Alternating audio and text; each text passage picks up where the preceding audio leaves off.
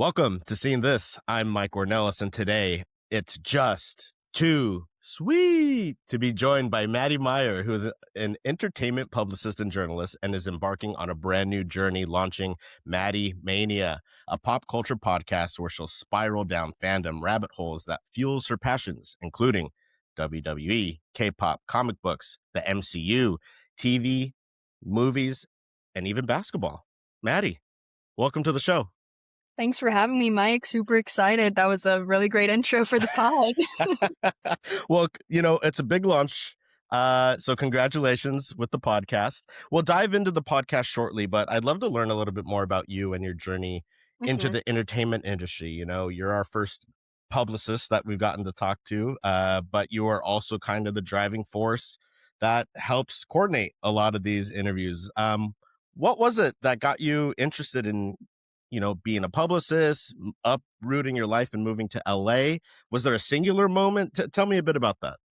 I don't think it was a singular moment. I think just growing up as a kid, I always was into entertainment and sports and everything in kind of that realm. And my mom did a really good job at fueling those passions rather than stifling them. Whenever it got time to kind of choose a career for college, I knew I wanted something where I would get to interact with a lot of people and have like not the same day every day. I'm a Gemini and I cannot deal with like boringness. So at first I thought I wanted to be a nurse, which is crazy to think back on. And then I found out I do not like blood, and I thought of like, what's something else where I get to interact with a lot of different people and it's never going to be like the same. And I thought about journalism for a bit because I was also like doing a sports column in college at the time. But I ultimately chose PR because I still get that writing aspect, but more variety in your day and what you get to do, and just building up people's images and brands. And I'm really good at time management, and I knew that was like a big skill for being in the PR world. So that's kind of like how I decided PR. And then entertainment specifically, from literally my first PR class after transitioning, I was like, this sounds like all the stuff I like already do as a fan for Sure. like things that I love. So why not actually use it to fuel my career? And after a few like non-entertainment internships, I set my sights on an entertainment one, and then eventually grad school at USC, where you could do like a sports and entertainment focus in your PR and advertising master degree. And then also got my like entertainment PR job around the same time. So I feel like I'm like meant to do this, and it's like one of those things where it's like you don't really work because you love it so much. And first off, fight on. Love to hear you went to USC. What has it been like, living in LA? I feel like people that are from outside of LA or California have a certain vision of what life is like in LA. How's it been for you? Yeah, there were definitely those like warnings and just like reservations because they say like, oh, it's so fake and like all that kind of stuff. I think because of the fact that I had the like grad school route going into it, that gave me like some built-in friends to make. And then like through the job that I had as well, getting to make like friends with my coworkers. So I haven't really run into like people being fake, thankfully. That's great. The other things that were, like, more of a culture shock were the different kinds of, like, politeness levels, I guess, is, like, I'm from Louisiana, so the other LA, and, Mm, that Southern hospitality is just not found in Los Angeles at all, and so that was, like, the biggest culture shock, I wanna say, is, like, people won't just talk to you on the streets or, right. like, open doors and say hello, that kinda thing, and that is, like, I'm used to that so much, so that was, like, the biggest, shift, and making myself not say ma'am or sir, Sure. because that was, like, you have to do that growing up or it's like you're not being respectful, so those are, like, the biggest things, but I love LA. I mean, there's still a few things like, the traffic and the gas prices are kinda rough, but Right, I right. love, like, the variety of people out here and how many different things you can do and explore. In and out. Worth the hype or over? Listen, I don't eat red meat, so I feel like Okay. I have a valid take. If I ever go, like, with a friend, I would get the grilled cheese with the tomato, but then I don't like their fries that much. Yeah, that's their Maybe that's a hot take. no, I mean that's their Achilles heel is nobody likes the fries, but the burgers, if you do eat red meat, are the best around. Maybe I'm biased. Oh, my Um, best friend loves it. Yeah, that's like her favorite spot. I like Cane's coming from Louisiana. sure, sure. My hot take is it's just chicken. It's it's I heard the hype of Cane's and I finally tried it. I'm like, it's good chicken. It's good, but Um, so, for some of our listeners or viewers that may want to get into industry, are interested in PR, Mhm. I mentioned you help book interviews, but that's not all you do. What does the life of a publicist look like? Like your day to day? What do you do here? What's kind of your day look like? Oh my gosh, I feel like we do everything. Yeah. It's like it's crazy to think about, like, truly when I was talking about having no 2 days look the same, that really is what it is. Yes, every day I might be, like, coordinating booking interviews, but, there's research aspect of it where you wanna see, like, what aligns with your client and their projects. There's writing pitches and press releases, memos, stuff like that, that you wanna get out there and pitch to journalists and nowadays, not only journalists, but like more so content creators and influencers, because that's like everybody's becoming a journalist nowadays, right? So, having to do that and just being able to like adapt to the ever changing media landscape. We do like internally, we have a lot of like strategy calls with clients and like other partners that are associated with the campaign, and then do like media training and kind of prepping clients for interviews and just like how to be public facing and speak about themselves. There's a lot of like just talking through internally strategy, not even just with the client, but with like other coworkers, thinking of like what could be a good moment or experience. And then a lot of event planning, which I like as well, whether it's like something that another partner is already hosting, but your client's invited to, or if it's like we are serving as the coordinators for the event. That's like a lot of logistics and it's always fun in the end when like it pays off. And then another side of it is like which I feel like people don't really see as much as like award campaigns, which are Hmm. the bread and butter of the entertainment industry. Those are some of my favorite campaigns because you get to do so much in such a little amount of time. It's fascinating, before I got involved with podcasting and being a film critic, and award season would always come. I never understood like the campaign side of it all. It's like you watch Mhm. a film, you should base your votes on that, but in the real world that's not necessarily how it works. It's getting yourself out there, putting on a good public face, and promoting your project. And a lot of, I think, the undercredited support comes from people like yourself in the PR. And I've had the fortune of talking with a lot of publicists since I've been involved, and you've always been a thrill to work with, so thank you for that. Oh, same here. Let's get to Maddy Mania. How did you come up with the premise of your podcast, and what should people expect from the show? Yeah, so if you guys didn't catch on, I'm a wrestling fan, hence the name Maddy Mania. WrestleMania is WWE's Super Bowl. So I wanted the name to kind of highlight that wrestling interest because I feel like that's what a lot of people know me for already is like being this big wrestling fan. And I like the play on words, it being like an MM. So that's like the premise behind the name. And then the idea of like what to focus on. I feel like growing up, like going back to all those different passions I had and my mom being like a supporter, there were definitely also some haters who would bully and say like I'm weird or like shut up, you're obsessed or whatever it is, like you're too much and oh my god, I hate those words. I don't think anybody is ever too much. I think Mhm. maybe the person that is saying that person is too much is maybe not enough because Love that. yeah, like just because you aren't as passionate about certain things as much doesn't mean that the person who is has a problem. So, the whole premise of the show is to kind of have a safe space for people that have all these interests and passions, hyperfixations, whatever you want to call it, and making sure that like they know they're not alone. There's other people out there like that, and hopefully building a community from that. So that's like the biggest goal. That's just too sweet. Like I said in my open, it's not too many excuses I get to wear my NWO shirt. So I love W it. hearing that WWE is like a big foundation of your podcast, I love. Just curious, when did you get like what wrestling has so many eras? Right. When did you get introduced? Like what era did you come up with?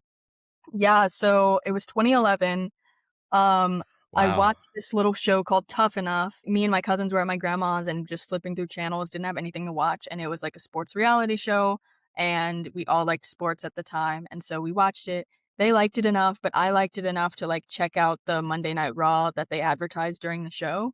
So I watched Monday Night Raw, and it's like within the first 5 minutes, I'm like, what is this? Like, this is the best thing I've ever seen, and, like, how have I not seen it yet? And probably because I'm, like, an 11-year-old girl is why I haven't seen it yet, but I Wow. thought it was the coolest thing ever, and at the time, I was also really big into, like, comic books and superheroes, and so were my cousins, and, like, I imagine the wrestlers as being, like, real life superheroes, like, they're doing these flips and kicks and, like, all these cool things, they have their own costumes, personas, like, that's how I envisioned it and kinda fell in love with it, and, like, the peak kind of rivalry that I was brought into was, like, Cena versus Punk of who Wow. is, like, the true WWE champ, and, like, to this day, I mean, I've met both of them, and I would say Punk is, like, still my biggest, like, influence from being a Love wrestling that.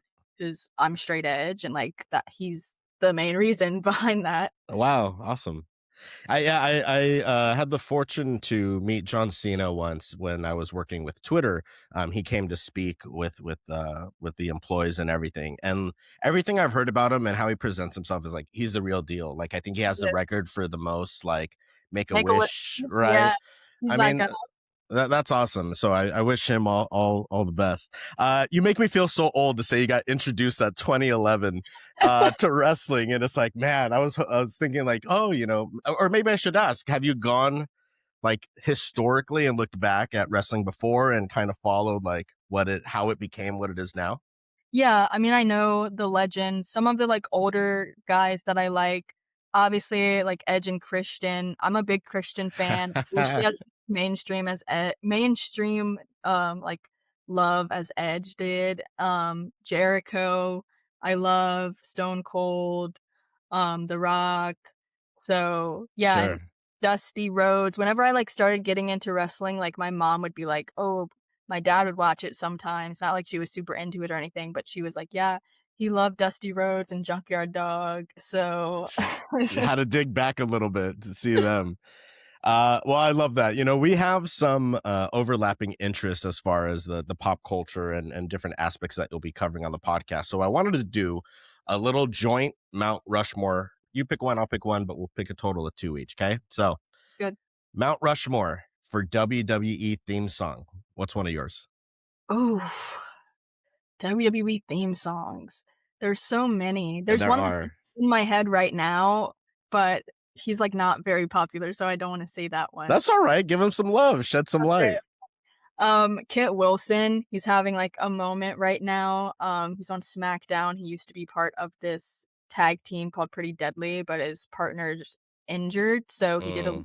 rebrand, and it sounds like a Zara Larsson song, and it starts with, like, a British girl saying, "Hey, Kit, are you there?" And then it's, like, very, like, pop vibes, and his whole, like, new character is that, like, men are toxic, so You're like, I'm in.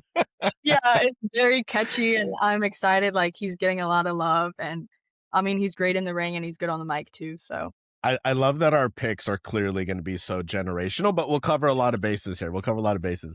I would put DX, Degeneration X's song. I just feel like it's so iconic. And if you were obviously a fan back then when it came out, like DX culture was a perfect encapsulation of 90s. Speaking of mhm, male toxicity, there's definitely some of that there. But their song like just gets you amped. So that'd be one of my picks. that gotta yeah. The X sign, if you know, you know. What's another pick of yours? Yeah, I mean, it'd be easy to say Punk or Cena, but I'm gonna go with, Randy Orton, actually. Oh, dope. I feel like his like, it's him.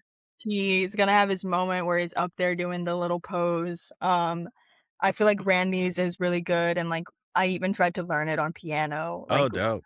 first getting into it 'cause I don't know, it was just so catchy to me, so much aura too. Yeah, yeah. I think my last pick, I'll do an honorable mention first since I'm wearing the shirt. The original NWO song, like, was Uh-huh. speaking of, like, vibes, like, it was such a vibe, and when they came out, it totally encapsulated what NWO was, but I'd be lying if I didn't say one of my favorite theme entrance songs is the Hardy Boys, like, their Oh, original, like, yeah. entrance, you know what I mean? Like, it just, like it sounds like a train is chugging up a hill, and it's like Yeah. and I guess I like the songs that get you hyped, so that would be mine. That's a good Uh, one.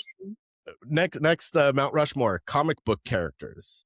Ooh. I know that's speaking of there's so many, but your what two characters, good, evil, DC, MCU, other, where would you go? I have, like, 3 that are, like, tied for top fave. I love it. So I'm gonna start with The Flash. I have the tattoo. Hell yeah.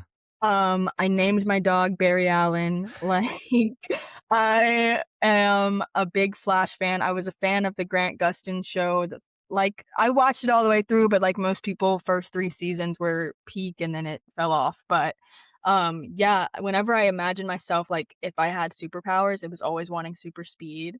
And so whenever I first started like getting into comics, the Flash was like somebody that I really was, like, into because I was like, "If this, like, CSI guy can become this speedster, then maybe normal old me." I'm just Sure, kidding. you're right. That was, like, the vibe. I feel you. I love Flash. I feel like he's often like again, like underappreciated. Like he's Barry Allen, like what a classic Yeah. like normal but super name, you know what I mean? So again, generational. I'm really curious if you're familiar with this person, but my all-time favorite comic book character is Spawn. I know Okay, yeah. So, that came out if I'm not mistaken early 90s, so I was a young kid and just this like antithesis of an anti-hero. Like his Mhm. whole origin story is he fought for the CIA and they betrayed him and killed him. So he goes to hell, but makes a deal with the devil to come back so he could see his wife,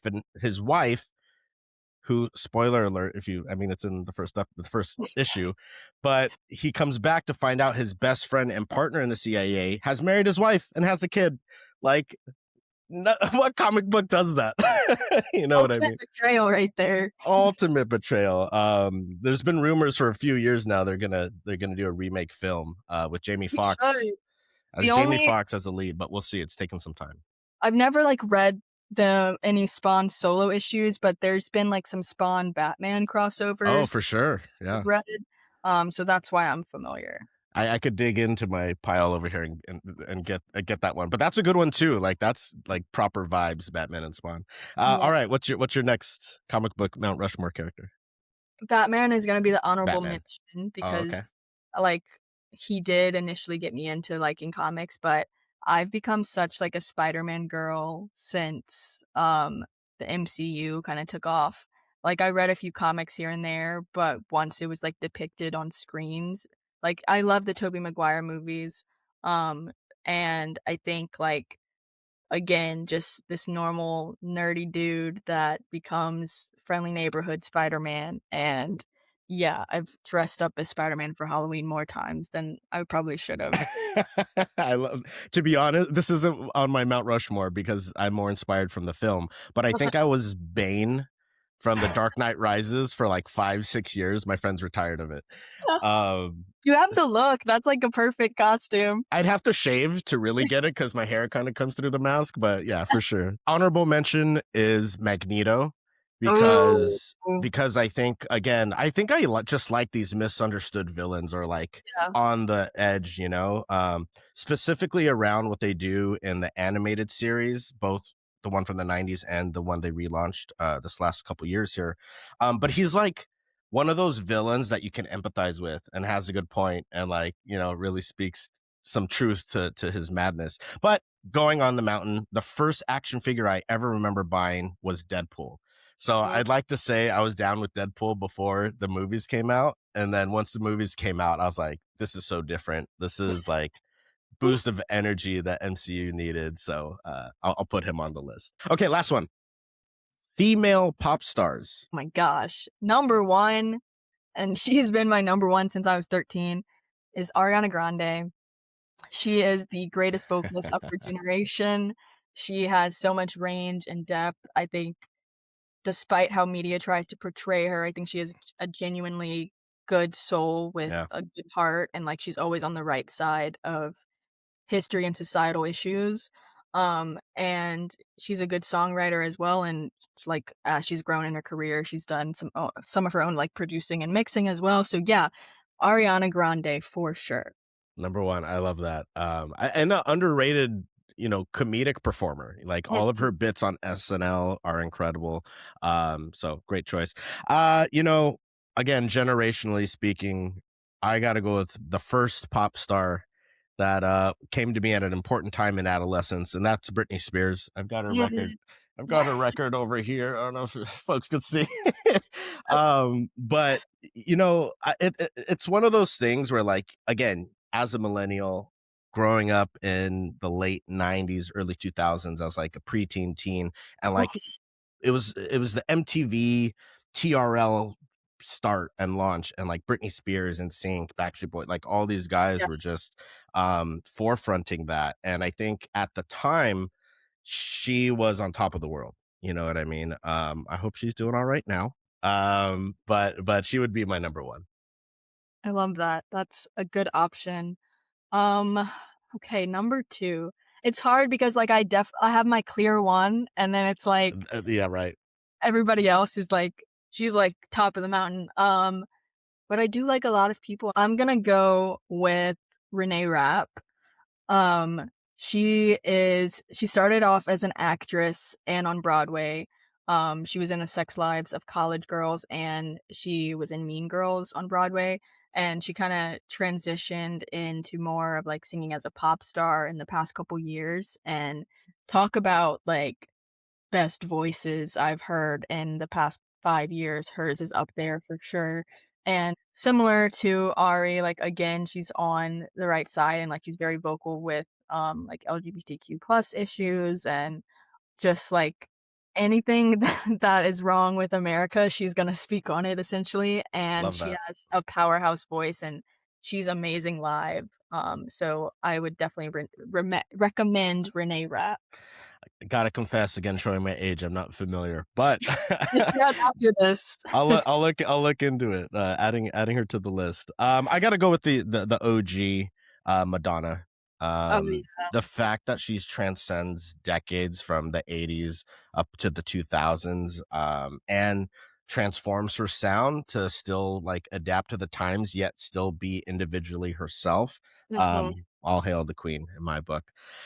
She's Uh, Maddie, it's been a pleasure talking with you. I have one final question for you. This is a movie podcast, and you'll be covering, as I mentioned, TV and film as well. What is a underseen movie that you'd like to recommend to people that they should check out? I'm trying to think. A lot of my favorites are, like, very mainstream, Oh, unfortunately. that's all right. Again, maybe it's a generational thing, and some of your favorites, a lot of people haven't seen. I don't know. If you asked me a show, I would know exactly what to say.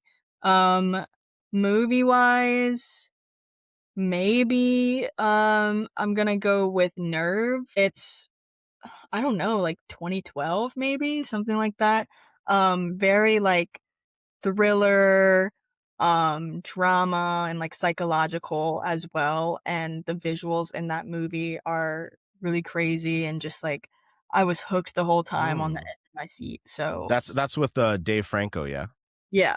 Yeah, so that is 2016, and it's Okay. actually available on Amazon Prime, and I'd say that's a great pick. I hadn't even heard of it, but you Yeah. say it's got great visuals and worth checking out.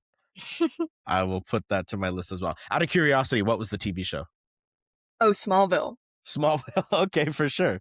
That's Superman. Got to stick to the brand for sure.